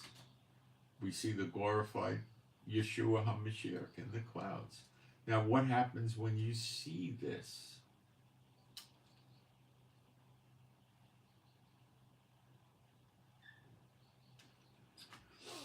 And this is the will of him that sent me, that every one which seeth the Son and believeth on him may have everlasting life, and I will raise him up at the last day. The everlasting life comes when they see him. Everlasting life is not a spiritual body. You can still die. When you get in New Jerusalem and eat of the tree of life and drink of the water of life, there is no death in New Jerusalem.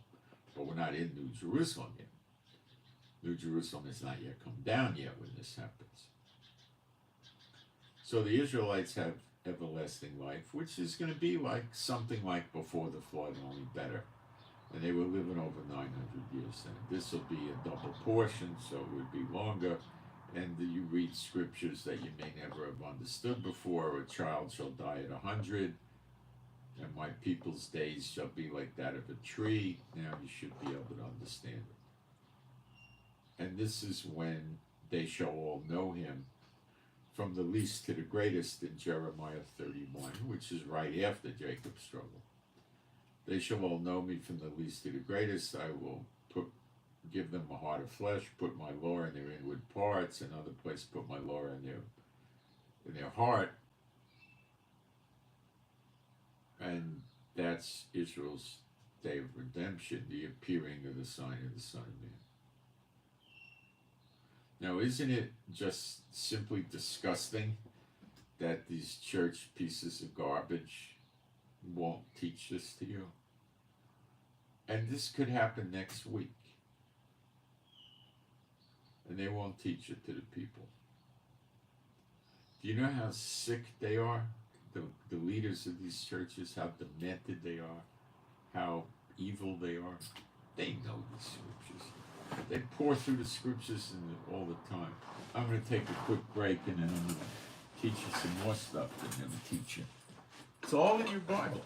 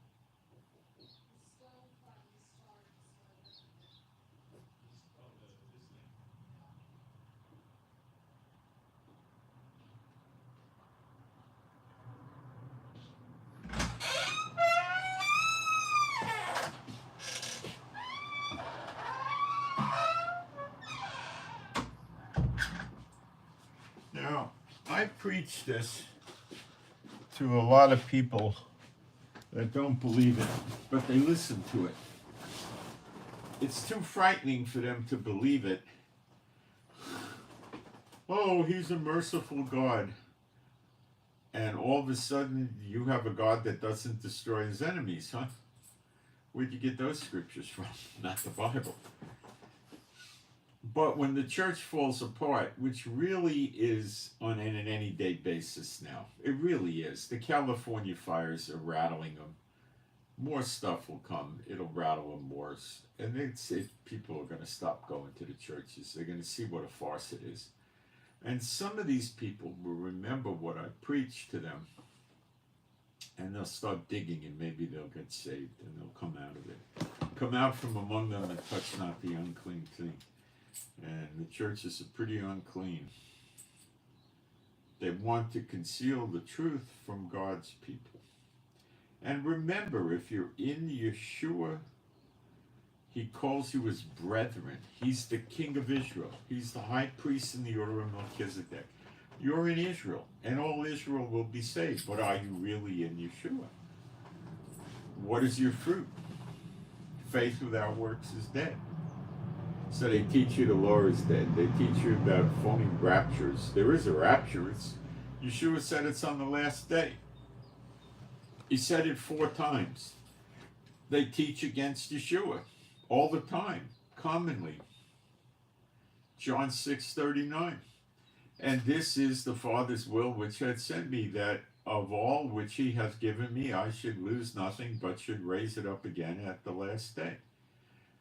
And now the next verse, and this is the will of him that sent me, that every one which seeth the Son and believeth on him may have everlasting life, and I will raise him up at the last day. John 6:44, the 3rd time. No man can come to me except the Father which had sent me draw him, and I will raise him up at the last day. Now the 4th time is John 6:54. Whoso eateth my flesh and drinketh my blood, communion, hath eternal life, and I will raise him up at the last day. So according to Yeshua, the firstborn Son of God, the Messiah, he's going to raise everybody up at the last day. To keep it simple, the last day means there's no more days.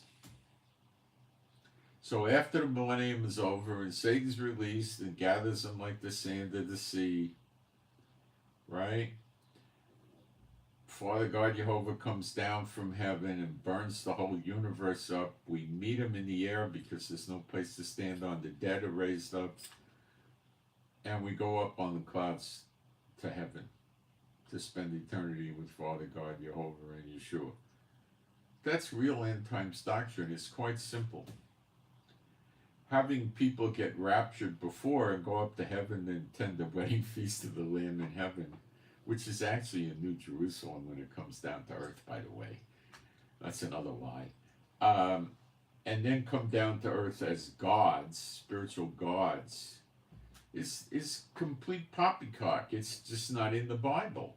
It's like trying to find a scripture that says Mickey Mouse is the Messiah. It's a nonsense. It's a nonsense doctrine. But it works when they combine it with witchcraft, sorcery, spells, enchantments, and have the people live in sin, and they don't pay attention to the scriptures, and all of this stuff, and then they get, they don't want the truth. Are they really drawn to Yeshua? No. Broad and wide is the road to destruction, and many be that find it. Straight and narrow is the correct path, and few be that find it. It says it in the scriptures. They reject it because they're not the elect. But do I think some of the elect are really in these churches still? I think so. We all went to them at one time, and we left. But I think they're still there. Some. So I keep preaching it over and over and over again. And I hope and pray that when the churches fall apart, they remember the stuff I preach them. I hope. I don't know. Maybe not. But their house is built on sand, not the rock. So a lot won't buy it, because if you buy the the true doctrine of the Bible, you'll get kicked out of the church. Your family, your friends could likely reject you, and you'll be on your own like we are. But we have the true gospel, and pretty soon we're going to be shining like, arise, shine, your light has come, the glory of the Lord has risen upon you. Gross darkness has covered the earth, and darkness the people, But we're going to be emanating forth the light, like Moses when he came down from the mountain. They had to put a veil on him. And we're going to have the everlasting light. And that's God giving us a double portion of reward for the punishment we went through.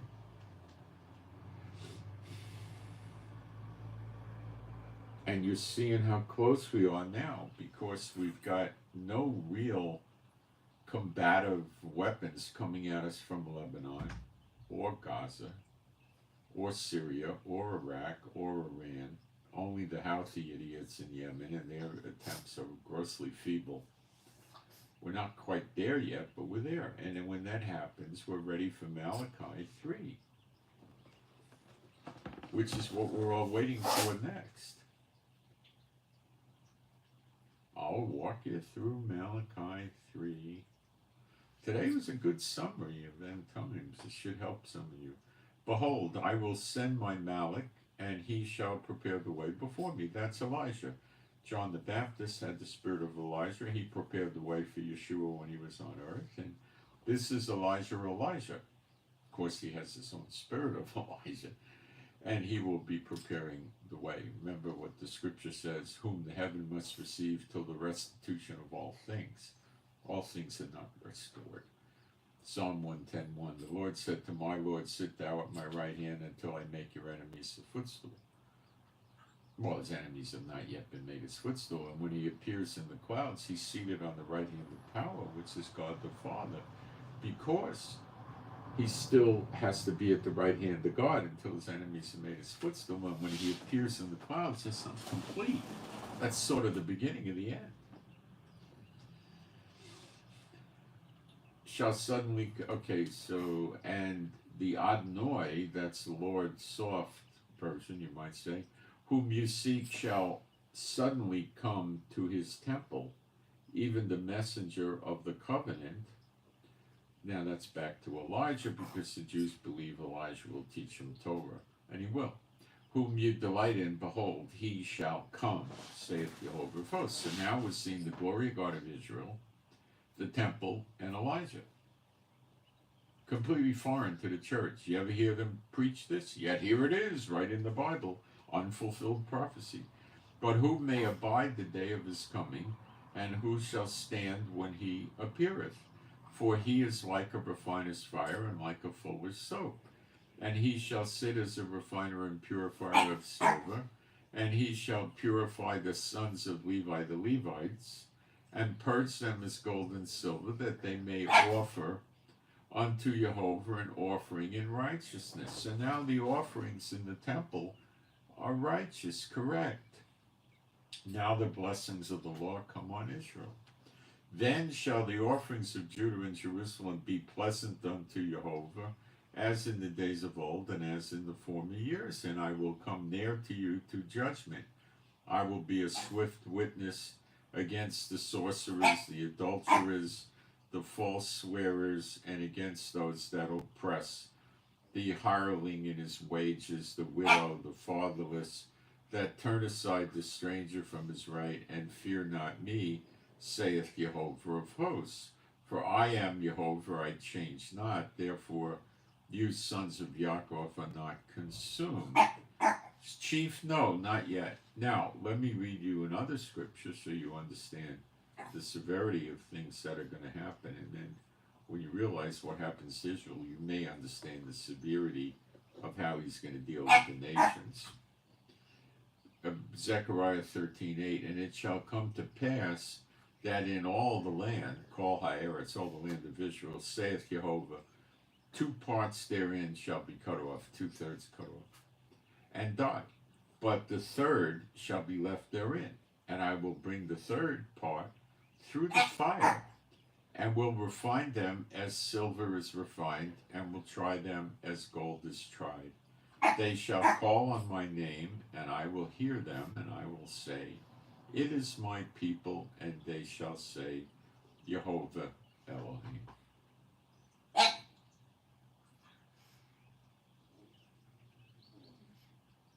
There you have it.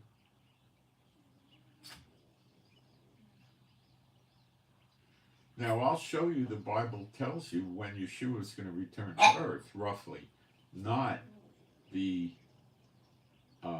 rapture up to heaven. Chief, not now. It's too early to go out. Not now. We'll go soon. Be a good boy.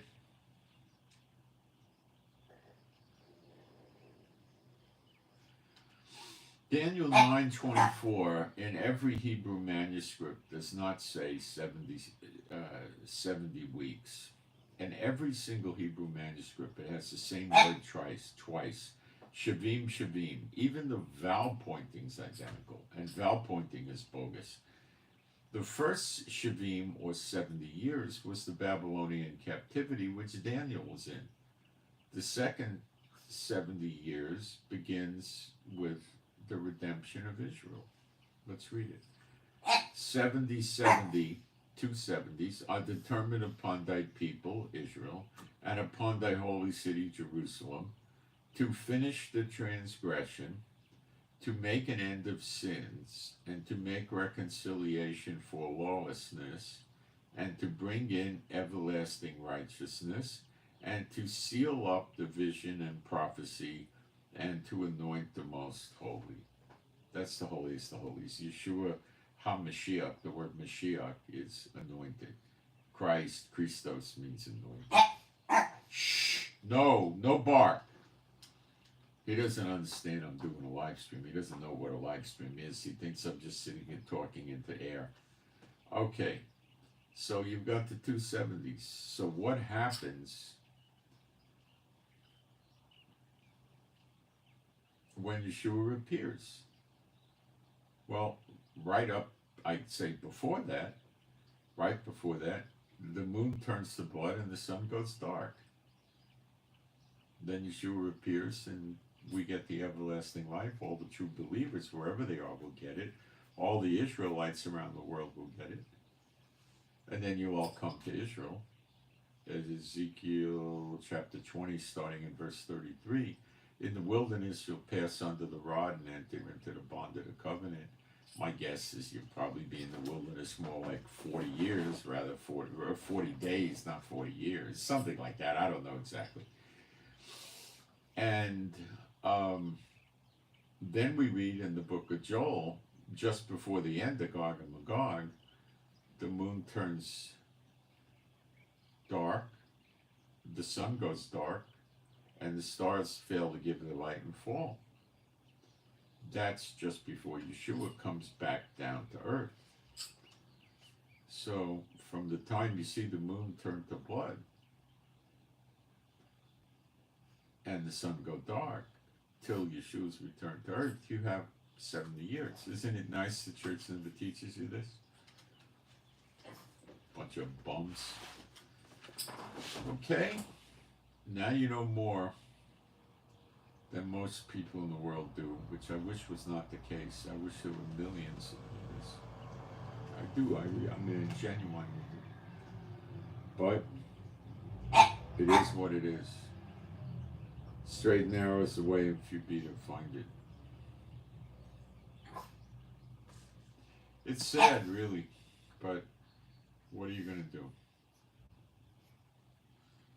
So, I got lots of videos on end times in my YouTube channel in the live section. You know, you got videos and shorts and live. Click on the live section, you'll find tons of them. And I think I covered enough for one day. I hope you found this helpful, even if you know this, you know.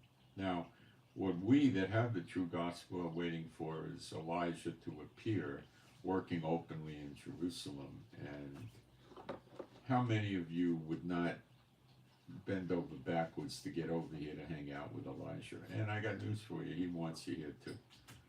He's going to need help. Who the heck else is running around with the true gospel? So, people get ready. And the way I'm reading it, you'll be able to jump on AOL and fly over. That's how I see it. I'm sure he could help keep you here without any visa issues. You'll need a passport, I suppose, but maybe not. I don't know. But I think you guys will be here. That's what you're looking forward to. You may not know that, but that's what I think you're looking forward to. Is I see it. I could be wrong, but I don't think so. It takes time to absorb the true gospel and learn the true New Testament as well. Not prophecy, but how to live. That takes time. You don't pick it up in the church. You pick it up from the Old and the New Testament. So, I put my email address up at the top of the chat. It's at the bottom of the description box. You could ask me questions and so forth.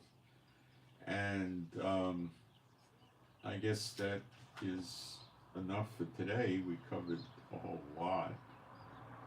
So,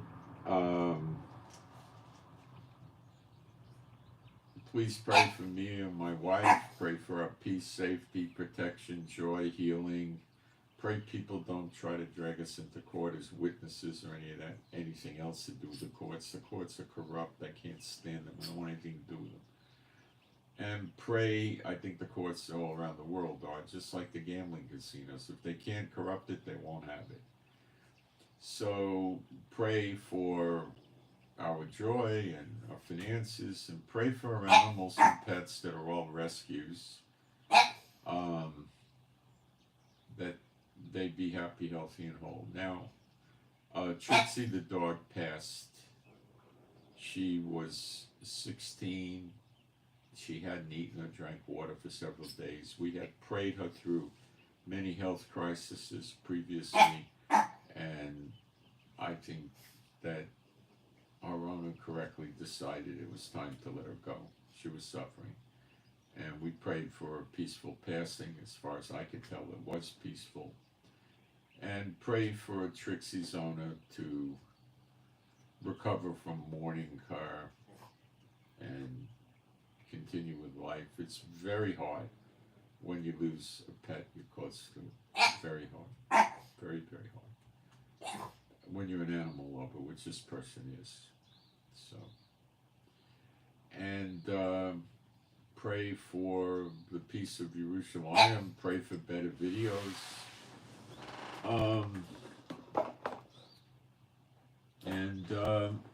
I send my shalom to all those who love Yeshua HaMashiach. Just a little over 2 hours today, not bad. And I hope you got something out of this, and I am out. Thank you.